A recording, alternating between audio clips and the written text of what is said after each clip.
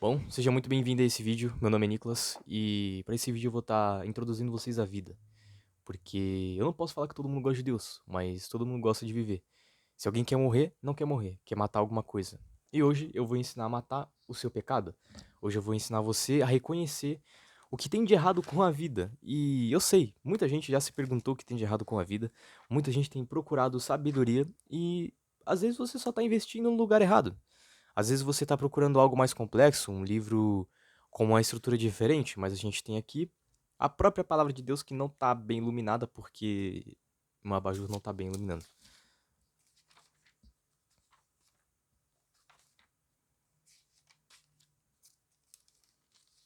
Bom, por que eu vou introduzir logo assim dessa forma? Ninguém quer morrer, alguém quer matar alguma coisa? Porque todos nós temos problemas, e adivinha? Um deles não é a morte. A morte, ela significa o fim, ela significa dar um novo significado para o que foi a sua vida. Então você não necessariamente você quer morrer. Você só quer que acabe as coisas ruins da sua vida, porque se você tivesse tudo de bom, você ia desejar ter mais coisas boas e não a morte. Eu sei que é algo muito simples, algo muito banal. Não é necessário falar isso toda vez que você vai conversar com alguém, mas existem pessoas que se perdem no próprio argumento. E eu vou te ajudar a te situar. Porque muitas das vezes você também acha, o meu problema é que eu não sou perfeito, eu não consigo exercer aquilo que eu deveria exercer, ou que alguém te impôs pra exercer. Mas eu vou te mostrar o único que foi perfeito e que foi através de escolhas. Ou seja, você tem a escolha de eu sou assim hoje, mas amanhã eu posso não ser. Ou eu sou assim agora, mas daqui a um segundo eu posso não ser. Tudo na vida é uma questão de escolhas. Eu espero que meu microfone esteja audível.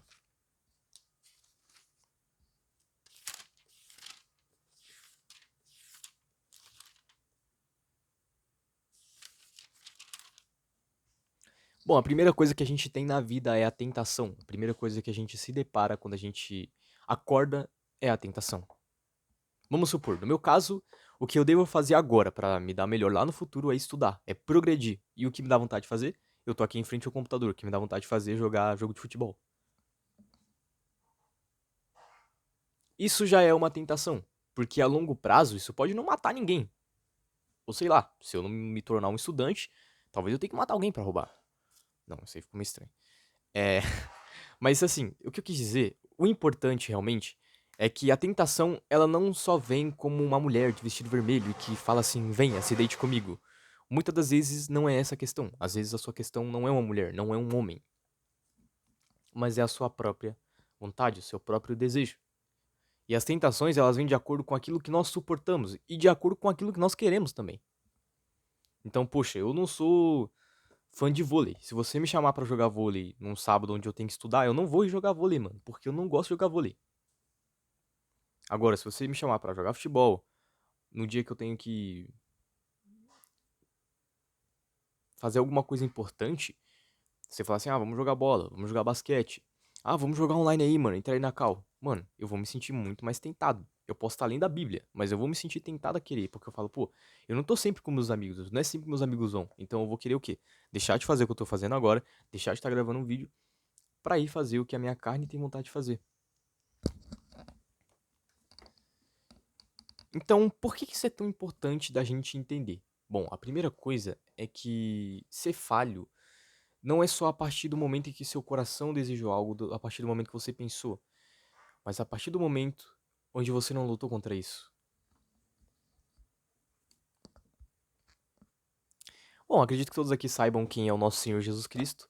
Se ele não é o seu Senhor ainda, ele vai ser, porque ele é o Senhor dos Senhores e você vai ter que reconhecer isso.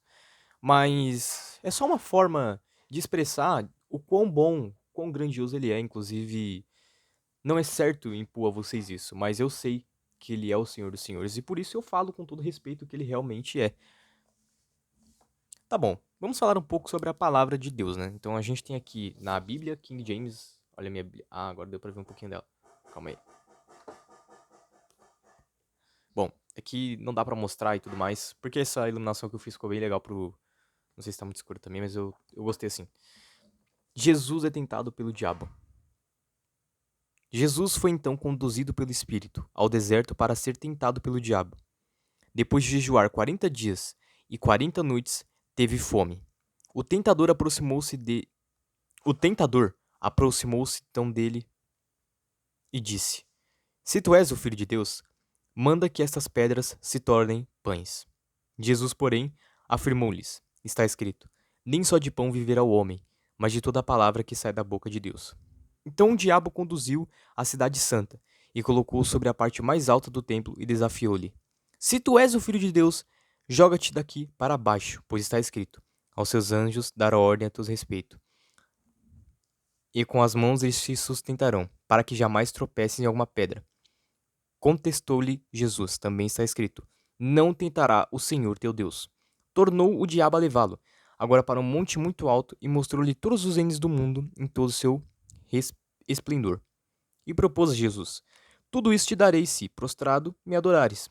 Ordenou-lhe então Jesus: Vai-te, Satanás, porque está escrito: Ao Senhor teu Deus adorarás e só a ele servirás. Assim o diabo o deixou, e eis que vieram anjos e o serviram. Bom, eu sei que essa é uma parte muito famosa da Bíblia, que é quando o próprio Jesus Cristo é tentado, e é através dela que nós descobrimos que Jesus não cometeu outros pecados. Aí você fala assim: nossa, mas eu sei que Jesus não pecou. Só que tem gente que tem essa dúvida. Pode não ser um cristão, pode ser uma pessoa que não tá nem aí pra quem foi Cristo de fato. Mas tem gente que tem essa dúvida, e eu vou apresentar aqui a resposta. Bom, você vai aprender isso vivendo espiritualmente, tendo suas próprias quedas, tendo suas próprias batalhas. É muito difícil Satanás te tentar com alguma coisa que você não tenha um desejo, que ele mesmo tenha te jogado uma energia ruim à sua volta ou feito você perceber algo que você, o próprio coração, não fez. Isso aqui existe. Não tem como você falar: pô, mano, do nada assim você vai soltar: pô, queria comer a árvore do conhecimento e da vida, sendo que Deus nunca te apresentou esse fruto que dá nessa árvore, porque você não conhece. Só que se você conhece através de Deus e o próprio Satanás distorce pra você, querido, você tá na tentação. Só que aqui, através do próprio Cristo, nós entendemos o quê? Quando Satanás se dirige a ele, ele fala assim: se tu és o filho de Deus, então transforma isso aqui em comida. Se tu és o filho de Deus, transforma essa pedra em pão. Por que ele falou isso? Porque aqui na Bíblia fala que quando Jesus jejuou 40 dias no deserto, não, ele não foi tipo assim: mano, sei lá, ele é Jesus Cristo, então ele não sente fome. É pelo contrário, ele sentiu vontade de comer, ele sentiu fome. Isso é o quê? O diabo ele distorce as coisas que já tem dentro de nós.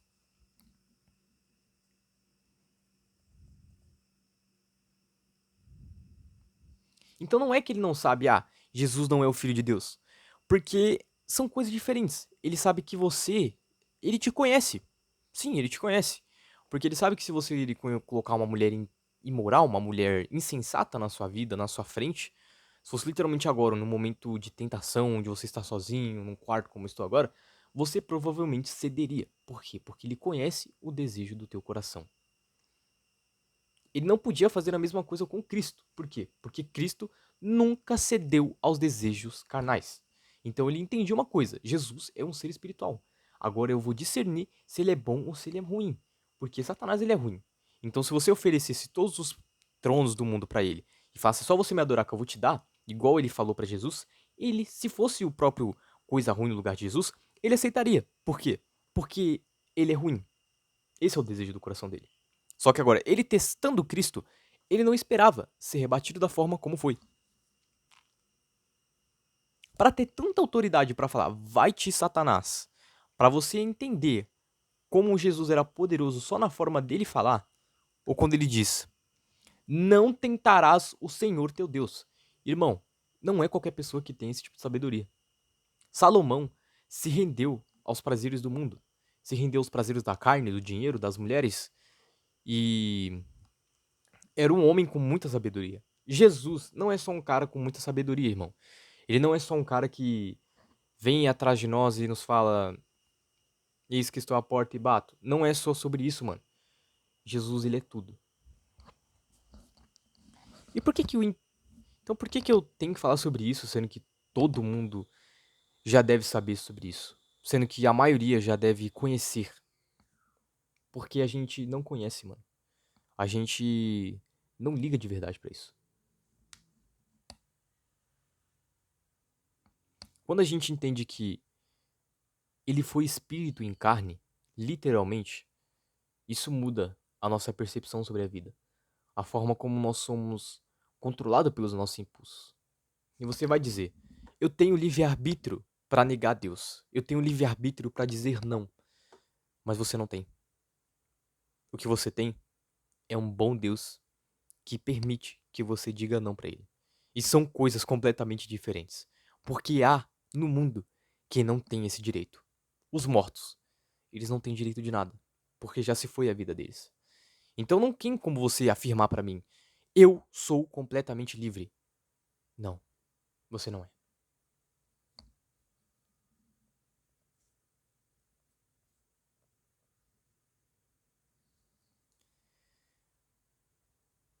Pra você saciar as vontades que tem dentro de você, você sempre vai procurar aquilo que é atraente.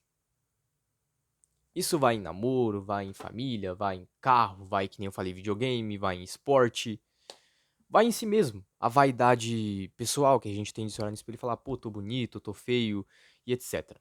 Você sempre vai buscar alguma coisa pra te saciar. E Deus, ele entende isso melhor do que ninguém, porque ele entende tudo. Não é que ele é mau, tá? Não veja assim dessa forma, porque isso também é pecado. Não atribua as obras do mal a Deus, porque não é dessa forma como ele trabalha. A questão é o seguinte: o que eu mostrei aqui pra vocês serve de um exemplo muito forte para provar que Jesus Cristo não teve outros pecados. Por quê? Porque se Jesus teve fome e o diabo sabia que ele estava com fome porque ele estava numa carne humana, ele falou: poxa, vou tentar com ele, vou tentar ele, afirmando que ele pode pedir para Deus transformar aquilo ali em pão e tudo mais. Só que assim, se fosse uma outra pessoa, vamos supor que você está passando por outra situação, como eu te disse, ele conhece os seus desejos, ele pode ler, ele pode fazer uma leitura através de quem você é. Ele pode não estar aqui dentro, mas ele pode fazer uma leitura através dos olhos espirituais, de como as coisas se movem ao seu redor. Ele consegue discernir quem é você. Então ele vai: poxa, o Nicolas, ele tem uma inclinação pra ter desejo por mulheres. Se fosse eu naquele deserto, e o deserto é uma forma simbólica no meu caso, o que ele me ofereceria? Ele me ofereceria todos os reinos do mundo? Não. Porque pra mim isso não tem valor, isso não diz muita coisa sobre mim. Se você chegar hoje num pastor de igreja que passa dificuldades com a igreja pra mantê-la de pé por conta das contas que tem pra pagar, às vezes não tem muitos dízimos, muitas ofertas, ele não é um pastor mercenário. Diferente daquele mercenário que a gente ouve falar na Bíblia, nas próprias parábolas de Jesus, nas próprias explicações de Jesus. Não. Ele é realmente um pastor certo, correto. Só que, infelizmente, é como se ele não estivesse sendo abençoado nos nossos olhos em questões financeiras. Satanás não iria tentar ele falando assim: você vai ficar no lugar de Deus. Não, porque isso não tem significado para esse pastor. O coração dele tá em Cristo. Só que ele consegue, ui, fazer uma. Você tá precisando de dinheiro? Você quer dinheiro? Você quer que as suas ovelhas estejam fartas? Você quer que os seus filhos, quer que os filhos de Deus, ó como é que ele vai ser astuto. Você quer que os filhos de Deus estejam felizes, se divirtam? Para as crianças vai ter o quê? Vai ter brinquedos melhores, vai ter como dar salário para os professores que ficam na escolinha, vai ter como fazer milhares de coisas que você não imagina. O seu altar, olha isso, não é nem mais o altar de Deus. O seu altar vai ser tão reluzente que todos os outros pastores, todas as outras religiões vão querer vir se prostrar pro teu altar enquanto você prega. É dessa forma que ele vai distorcer o que Deus tem para nós. É através do que nós entendemos que precisamos. Então ali Deus ele tá Jesus. Então aqui Jesus, o que que Jesus veio com a missão? O que que ele deixou para nós? Espalhar o evangelho, falar da palavra. É por isso que Satanás vem até ele e fala assim: olha, tá aqui, ó. Deus, ele sabia que Jesus não ligava para pro castelo em si, as paredes de Jerusalém. Ele sabe disso. Mas ele vem aqui, ó, toma. Toma aqui, ó, os reinos do mundo pra você. Escreve o seu nome aqui, ó, você é o rei. Ele queria isso. Por quê? Porque dessa forma ele ia distorcer o propósito de Cristo. Ele ia falar: você não precisa morrer na cruz. Eu vou te dar todos os reinos do mundo se você se prostrar pra mim. Se você me adorar, você vai ter tudo o que você quer. Você não precisa mais obedecer ao seu Deus para ter o que você quer. Olha como isso é maligno. Isso está totalmente distante de qualquer ser humano. Você não é ruim. Você tem uma identidade e ela está aqui na palavra. Ah, então você quer dizer que eu não sou pecador? Que eu não preciso mais confessar os meus pecados, que eu não preciso mais orar, que eu não preciso jejuar, que eu não preciso falar com Deus? Você é um peixe fora d'água. Começa por aí. Isso é o básico. Entrou na igreja? Entrou. Você não tem igreja, você não tem religião. Tá bom, não importa. Você foi abrir a Bíblia. Você orou porque seu pai estava doente, você precisava de um emprego, qualquer oração que você fez, mas você crendo nele. Você sabendo que ele é melhor do que você, que ele tá acima de você, que ele é pai, que ele não é. Enfim, que ele é Deus. Você tendo essa crença no seu coração, na sua mente, e você se render na primeira vez, o ensinamento que você tem que ter. Peixe fora d'água. Se eu tô orando hoje, se eu tô com os joelhos dobrados hoje, é porque eu falo, sem esse Deus, eu não consigo. Dos melhores aos menores propósitos, do. De tudo. De tudo.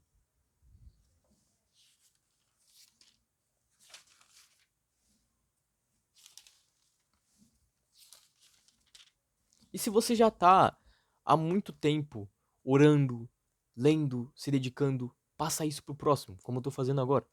Eu não sou o cara mais dedicado, não sou o cristão mais que mais serve, que é puro. Pelo contrário, eu sou o pior dos pecadores. Eu posso afirmar isso porque eu conheço os meus pecados. Não de forma literal, como se eu quisesse me sentenciar mais do que os outros. Eu não posso saber os pecados de todo mundo. Mas eu posso afirmar, eu sou horrível. Sem Cristo, eu não sou absolutamente nada.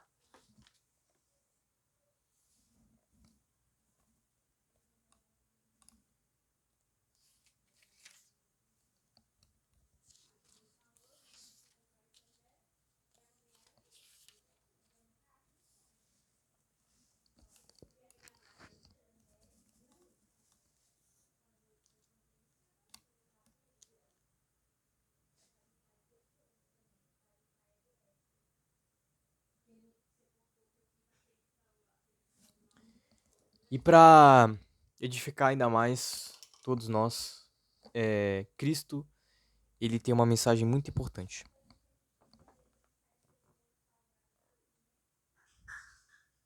Eu sou o bom pastor. O bom pastor dá a sua vida pelas ovelhas.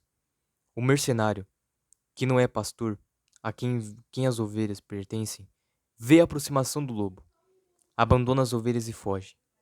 Então o lombo. Vou ler de novo.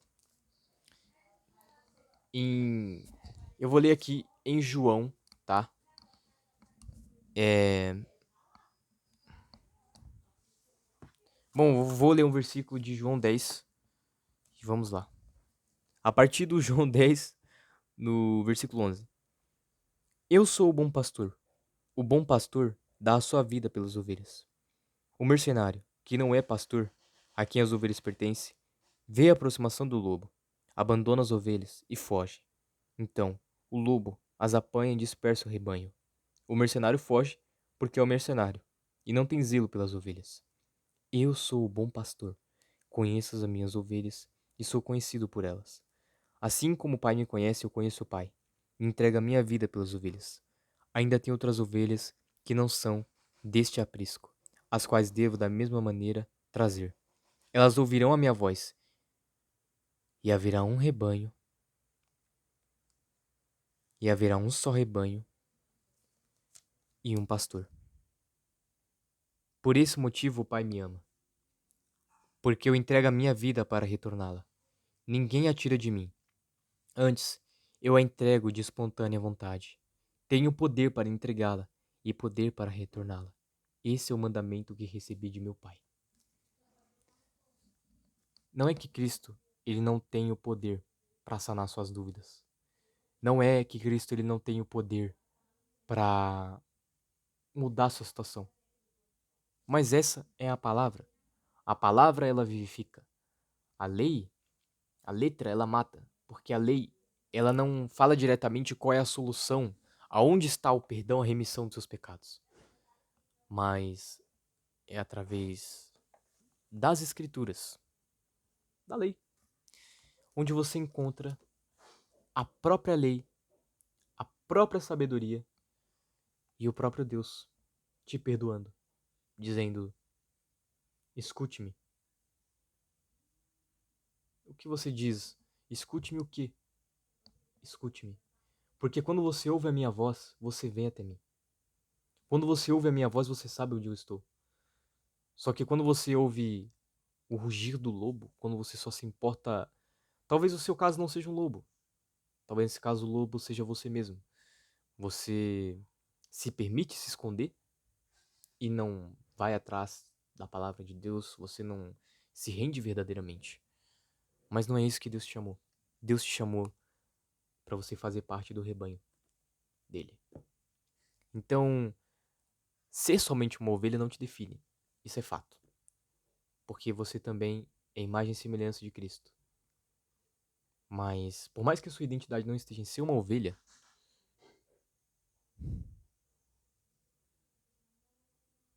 o seu papel é esse. É seguir. Bom, essa foi a mensagem que eu trouxe hoje. Espero que vocês tenham entendido. Eu não sei como eu pretendo fazer esse vídeo, editar, sei lá, qualquer coisa parecida. Porque a minha vontade também não é de fazer um vídeo super elaborado. Só queria trazer um pouco da palavra de Deus. E é isso. Leiam, leiam. Isso vai fazer bem pra vocês. Isso não é bem físico, bem de vontade. Nossa, que vontade eu tenho de ler a Bíblia. É um bem espiritual. Até o dia de você virar e falar, pô, eu tenho vontade de só ler a Bíblia. Parabéns. Isso é mérito da sua entrega. Mas o poder vem sempre dele. Amém.